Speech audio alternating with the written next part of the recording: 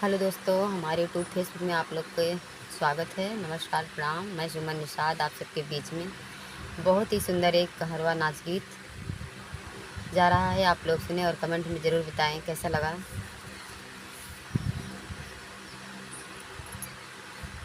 जेठ बैसाखर जलैया गवानवा, जेठ बैसाखरा जलैया गवानवा, पुना तसुतै पिया खेत खरिया नवा, पुना तसुतै पिया खेत खरिया नवा, खेत खरिया नवा हो खेत खरी नवाया, पुना तसुतै पिया खेत खरिया नवा, जेठ बैसाखरा जलैया गवानवा, जेठ बैसाखरा जलैया गवानवा, पुना तसुतै राजा खरिया नवा, पुना तसुतै राजा खेत खरिया नवा।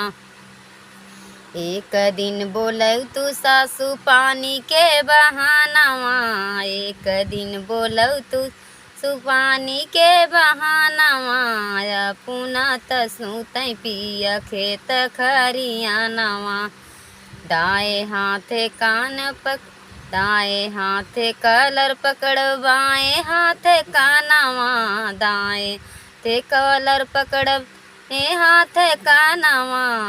चटर मारै लाग्यौ सासू के समानवा, चटर चटर मारै लाग्यौ सासू के समानवा, जेठ बैसाखरा जलैया गवानवा, जेठ बैसाखरा जलैया गवानवा, पुना तसुतै राजा खेत खरिया नवा, पुना तसुतै राजा खेत खरिया नवा। एक दिन बोलौ तू जठनी पानी के बहानवा, एक दिन बोलौ तू जठनी पानी के बहानवा, पानी के बहानवा हो पानी के बहानवा, एक दिन बोल तू जठनी पानी के बहानवा, बाएं हाथे कलर पकड़ब, दाएं हाथे कानवा, बाएं हाथे कलर दाएं हाथे कानवा, चटर चटर मारै लाग्यौ जेठनी के समानवा, चटर चटर मारै लाग्यौ जेठनी के समानवा, जेठ बैसाखरा जलैया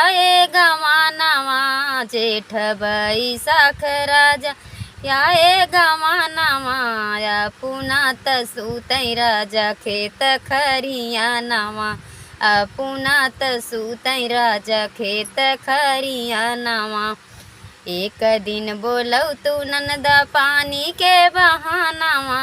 एक दिन बोलौ तू ननदा के बहानवा, पुना तसुतै पिया खेत खरिया नवा, पुना तसुतै पिया खेत खरिया नवा, बाएं हाथे कॉलर पकड़े, दाएं हाथे कानवा, बाएं हाथे कॉलर पकड़े